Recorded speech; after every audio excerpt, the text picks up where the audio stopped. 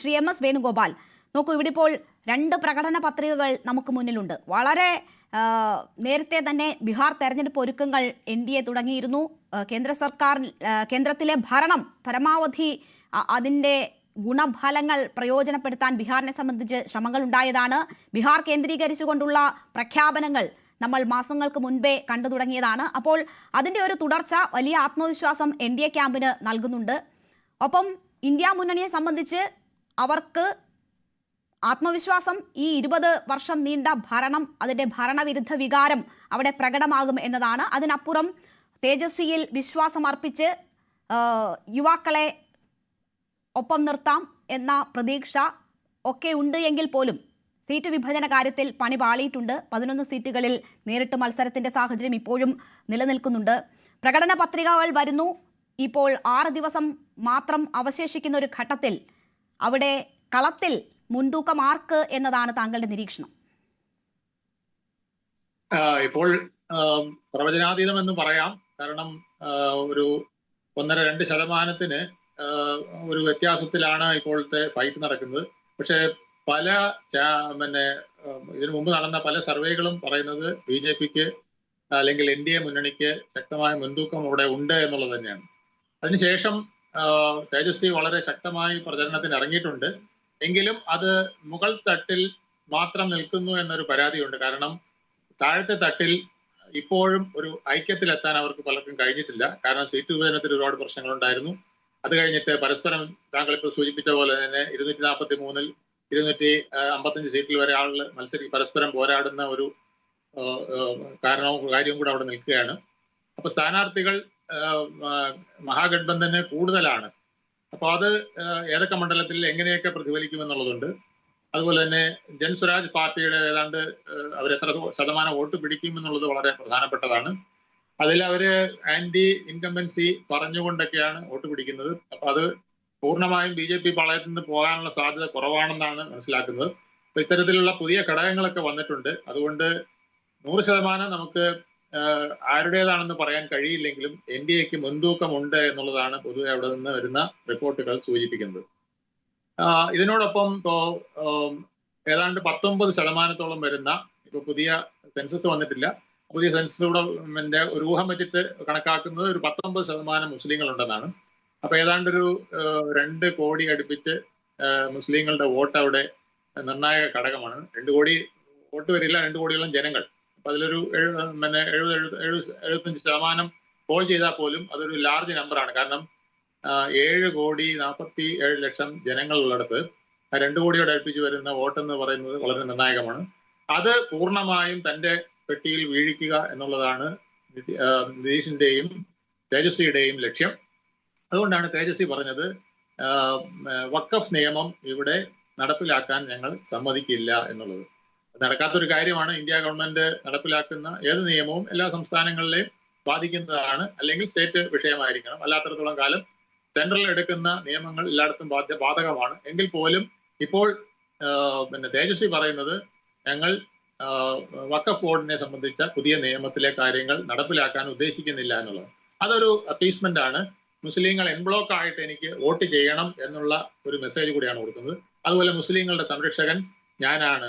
പണ്ട് എൻ്റെ പിതാവ് ലാലു പ്രസാദ് യാദവാണ് സമസ്തിപൂരിൽ BJPയുടെ അല്ലെങ്കിൽ അദ്വാനിയുടെ രഥയാത്ര തടഞ്ഞത്.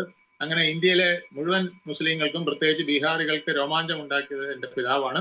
ഇപ്പൊ ഞാൻ മറ്റൊന്നും കൂടി പറയുകയാണ്, അതായത് വഖഫ് നിയമം ഇവിടെ നടപ്പിലാക്കുകയില്ല എന്ന്.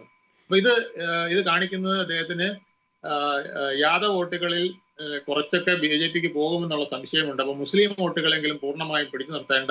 ശ്രീ എം എസ് വേണുഗോപാൽ, RJDയെ സംബന്ധിച്ച് അവരുടെ വിജയ ഫോർമുലയാണ് ഈ യാദവ വോട്ടുകൾ പ്ലസ് മുസ്ലിം വോട്ടുകൾ. അതാണ് അവരുടെ ജയം നിശ്ചയിച്ചിരുന്ന ഘടകം. അവിടെയാണല്ലോ SIRലൂടെ പരമാവധി മുസ്ലിം വോട്ടുകൾ മാറ്റപ്പെട്ടു എന്ന ആരോപണം നേരിടുന്നത്. ഇന്ത്യ മുന്നണി അത്തരം ഒരു ആരോപണം അവിടെ ഉന്നയിക്കുന്നത്. വളരെ തന്ത്രപരമായി നടന്ന നീക്കങ്ങളാണ് അത് എന്ന ആരോപണം ഉയരുന്നത്. അപ്പോൾ മുൻപ് വിചാരിച്ചിരുന്ന പോലെ, കണക്ക് കൂട്ടിയിരുന്ന പോലെ ആ ഒരു കൺസോൾട്ടേഷൻ വരും, അത് തങ്ങൾക്ക് അനുകൂലമാകുമെന്ന് പ്രതീക്ഷിക്കുന്നതിൽ എത്രമാത്രം ഇപ്പോഴത്തെ സാഹചര്യത്തിൽ യാഥാർത്ഥ്യബോധമുണ്ട്? അതാണ് അവരുടെ ഭയം. അതായത് ഇപ്പോ 47 ലക്ഷത്തോളം വോട്ടുകൾ വെട്ടിമാറ്റപ്പെട്ടിട്ടുണ്ട്. 21 ലക്ഷത്തോളം വോട്ടുകൾ കൂട്ടിച്ചേർക്കുകയും ചെയ്തിട്ടുണ്ട് പുതിയ SIR പ്രകാരം. അപ്പൊ അതിന്റെ പ്രതിഫലനം എങ്ങനെയാണെന്ന് രാഷ്ട്രീയ നിരീക്ഷകർക്ക് പോലും പ്രവചിക്കാൻ പറ്റാത്തതാണ്. അപ്പൊ അതിന്റെ ഗുണം ആർക്ക് എന്നുള്ളത് നമുക്ക് ഇലക്ഷൻ കഴിഞ്ഞാലേ പൂർണ്ണമായിട്ട് പറയാൻ പറ്റുള്ളൂ. എങ്കിൽ പോലും തേജസ്വിക്ക് അതിനകത്തൊരു വലിയ സംശയമുണ്ട്. തന്റെ മുസ്ലിം വോട്ട് ബാങ്കിൽ എന്തെങ്കിലും ശോഷണം സംഭവിച്ചിട്ടുണ്ടോ എന്ന് ഒരു സംശയമുണ്ട്. അതുകൊണ്ടാണ് അദ്ദേഹം നടക്കാത്ത പല പദ്ധതികളും പറഞ്ഞ് മുസ്ലിം അപ്പീസ്മെന്റിന് വേണ്ടിയിട്ട് വളരെ ശക്തമായി ശ്രമിക്കുന്നത്. ഇത് തിരിച്ചടിക്കാനും സാധ്യതയുണ്ട്. കാരണം യാദവർ ഉൾപ്പെടെയുള്ളവരിൽ BJP അത് ഒരു പോയിന്റ് ആയിട്ട് എടുക്കുന്നുണ്ട്. അതാ കണ്ടില്ലേ, മുസ്ലിം വർഗീയതയാണ് നടത്തുന്നത്, മുസ്ലിങ്ങളുടെ വോട്ട് നേടാനാണ് ശ്രമിക്കുന്നത്, നിങ്ങളുടെ വോട്ടിന് അവർക്ക് പ്രാധാന്യമില്ല എന്നുള്ളത് താഴെത്തട്ടിൽ BJP വളരെ വ്യാപകമായിട്ട് പറയുന്നുണ്ട്.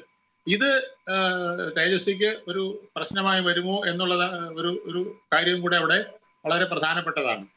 അതുപോലെ തന്നെ കോൺഗ്രസിന്റെ ഒരു ശ്രമം മുസ്ലിം വോട്ടുകളിൽ കോൺഗ്രസും കൂടെ ഒരു കൈകടത്തൽ നടത്താൻ ശ്രമിച്ചു എന്നുള്ളത് തേജസ്വിക്ക് ഒരു വിഷമമുണ്ട്.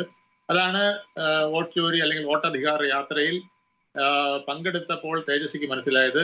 മുസ്ലിമിന്റെ വോട്ടുകൾ കോൺഗ്രസ് കൈക്കലാക്കാൻ ശ്രമിക്കുന്നു, അങ്ങനെ വന്നാൽ അത് തന്റെ വോട്ടുകളിലേക്കാണ് കൈകടത്തുന്നത് എന്നുള്ള ഒരു ഭയം അദ്ദേഹത്തിന് ഉണ്ടായിരുന്നു. അതുകൊണ്ടാണ് രാഹുൽ ഗാന്ധിയെ ആദ്യ കാലഘട്ടങ്ങളിൽ അടുപ്പിക്കാതെ നിന്നത്. പിന്നീട് അശോക് ഗെഹ്ലോട്ട് വന്ന് ഒരു ചർച്ച നടത്തി ലാലുവിനെയും തേജസ്വിയെയും ഒരുവിധം സമാധാനിപ്പിച്ചതിന് ശേഷമാണ് ഇപ്പോൾ രാഹുൽ ഗാന്ധിക്ക് വീണ്ടും പ്രവേശിക്കാൻ തന്നെ കഴിഞ്ഞത്. എന്നിട്ട് പോലും അവർ ഒന്നിച്ച് കൈ ഉയർത്തുന്ന സീനുകൾ പോലും പലയിടത്തും ഉണ്ടായില്ല എന്നാണ് പറയുന്നത്. അകൽച്ചകൾ പലതും അവിടെ നടപ്പുണ്ട്. മഹാഗഡ്ബന്ധൻ അത്ര സുരക്ഷിതമായ ഒരു ഗഡ്ബന്ധനായിട്ട് പറയുന്നില്ല. അതിൽ സീറ്റിന് വേണ്ടിയുള്ള അനാവശ്യ പിടിവാശി കോൺഗ്രസിന്റെ ഭാഗത്തു നിന്നും ഉണ്ടായിട്ടുണ്ടോ? കഴിഞ്ഞ തവണ മത്സരിച്ച സീറ്റുകളും ലഭിച്ച സീറ്റുകളും തമ്മിലുള്ള അന്തരം എത്രമാത്രം വലുതാണ് എന്ന് നമുക്കറിയാം. ആ ഒരു യാഥാർത്ഥ്യം ഉൾക്കൊണ്ടിട്ടും സീറ്റിന് വേണ്ടിയുള്ള ഒരു അമിതമായ ബലം പിടുത്തം കോൺഗ്രസിന്റെ ഭാഗത്തു നിന്നും ഉണ്ടായോ? ഈ 11 സീറ്റുകളിൽ മുഖാമുഖം വരുന്ന സാഹചര്യം എങ്കിലും ഒഴിവാക്കേണ്ടതായിരുന്നില്ല? അത് മുന്നണിക്കേറ്റ വലിയ പരാജയമാണ്. മോദി പോലും ചൂണ്ടിക്കാട്ടുന്ന, പല റാലികളിലും ചൂണ്ടിക്കാട്ടുന്ന പ്രധാന കാര്യങ്ങളിൽ ഒന്നായി അത് മാറിയിട്ടുണ്ട് അവിടെ. അതെ, ആ അനൈക്യം വളരെ വലുതാണ്. അത് BJPയും NDAയും മുതലെടുക്കുന്നുണ്ട്. അതിന് പ്രധാന കാരണം കോൺഗ്രസ് തന്നെയാണ്. കോൺഗ്രസിന്റെ ഉദ്ദേശം എന്തായിരുന്നു വെച്ചാൽ, കോൺഗ്രസ് പ്രധാനമായിട്ടും കണക്കുകൂട്ടിയത് ഈ വോട്ടധികാർ യാത്രയിൽ തങ്ങളുടെ കൂടെ ഒരു വലിയ ജനവിഭാഗം വന്നു എന്ന് ബോധ്യപ്പെടുത്താൻ ബീഹാറി ജനതയ്ക്ക് മുമ്പിൽ ശ്രമിച്ചു. അത് പക്ഷെ തേജസ്വി യാദവിന് ഒട്ടും ബോധ്യപ്പെട്ടില്ല. കാരണം വോട്ടില്ലാത്ത ബംഗ്ലാദേശുകാരാണ് പിന്നെ ആ യാത്രയിൽ അധികവും പങ്കെടുത്തത് എന്നുള്ളൊരു ആക്ഷേപം അവിടെ പലരിലും നിൽപ്പുണ്ട്. പ്രത്യേകിച്ച് BJP വലിയ തോതിൽ പ്രചരിപ്പിക്കുന്നുണ്ട്. അത് കണ്ട് തേജസ്വിയുടെ വോട്ടിൽ അത് കോൺഗ്രസ്